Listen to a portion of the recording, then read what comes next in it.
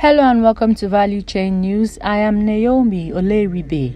First, the headlines.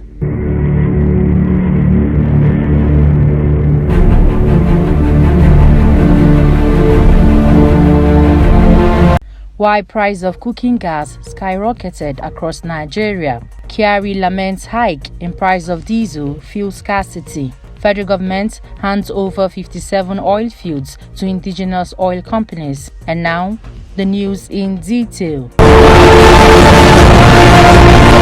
The Nigerian Association of Liquefied Petroleum Gas Marketers has blamed portfolio investors for the high cost of cooking gas in the country. The president of the association, Mr. Oladapo Olatunbosun, disclosed this on Tuesday while appearing before a joint committee of the House of Representatives investigating the prices of diesel and gas. Olatunbosun said the government, through the NLNG, has been injecting sufficient gas into the market, but middlemen who are aiming to maximize profits are responsible for the high cost of the product. He said the increase in the price of gas is driving consumers away from using gas, thereby moving to charcoal, which harms the environment. The only way to stimulate investment is to make the price affordable. There are infrastructural challenges, but there are still human interventions that we need to control. Group Managing Director of the Nigerian National Petroleum Company (NNPC) Limited, Malamele Kyari, has attributed the current fuel scarcity and hike in the price of diesel to the nation's moribund refineries, condemning the activities of over 200 illegal modular refineries in the Niger Delta. While appearing before the House of Representatives Joint Committee on Petroleum Resources investigating the increase in prices of diesel and cooking gas yesterday, Kyari absolved the oil-rich communities of complicit with the oil thieves in the Niger Delta. Kyari told the House Committee that unless the oil marketers are allowed to import the products, the situation might persist, noting that the Ukraine and Russian war added pressure on countries to increase supply of petroleum products. Community members are not the thieves. Absolutely not. Everything we are doing is to incorporate the communities into the process of protecting these assets. The National Assembly, in its wisdom, also included trust fund for the communities in the Petroleum Industry Act so that they become part and parcel of the system. Criminals in the Niger Delta come from all parts of the country, Kyari stated. 57 oil fields located onshore and swamps of the Niger Delta were yesterday handed over to local oil companies by the federal government with a charge on them to quickly develop the fields and produce first oil. Matrix Energy, Adova Oil, SunTrust Oil, Energia Limited and Mainland Oil were among the over 100 companies awarded Petroleum Prospecting License and given at most 6 years to develop the fields and produce oil, with Nigeria producing an average of 1.2 million barrels per day, far short of the 2022 budget benchmark of 1.88 million barrels per day and 1.77 million per day OPEC quota. The federal government has stepped up efforts to boost the nation's oil production. Speaking at the event, Minister of State for Petroleum Resources Temipere Silva said the decision to award the oil fields to the indigenous companies was a deliberate government policy to encourage more indigenous participation in petroleum operations. Indeed, this will boost activities in the oil and gas sector, add to our production output, and create additional employment opportunities, Silva stated, explaining that the Petroleum Industry Act (PIA) 2021 has abolished the marginal oil field policy, making it possible to issue new owners with PPLs.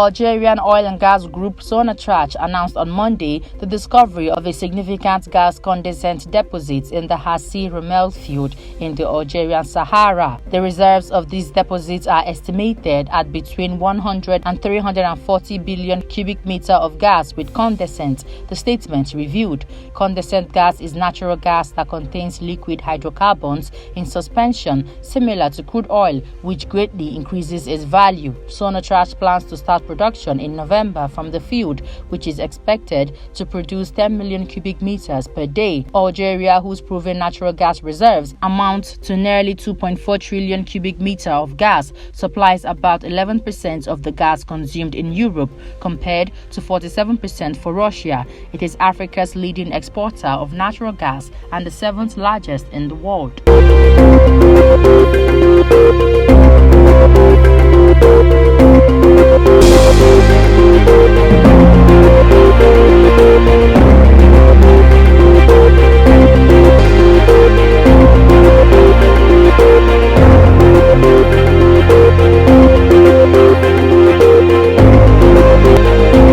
Natural gas has started flowing from Spain to Morocco through a pipeline that stopped flowing in November amid a diplomatic row between Morocco and Algeria. Data from Spanish gas grid operator Enagás showed on Wednesday. Algeria decided last year not to extend the deal to export gas through a pipeline running through neighboring Morocco to Spain, halting nearly all of Morocco's gas supply. In April, Algeria warned Madrid not to re-export Algerian gas supplies to its southern neighbor after Energy Minister Teresa Ribera confirmed plans to reverse the flow of the Maghreb-Europe pipeline and begin exportation of natural gas to Morocco.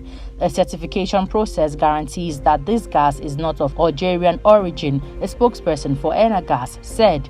In March, Spain angered its main gas supplier, Algeria, by supporting a Moroccan plan to offer autonomy to Western Sahara, prompting Algiers to suspend its 20-year-old friendship treaty with Madrid and causing a diplomatic crisis.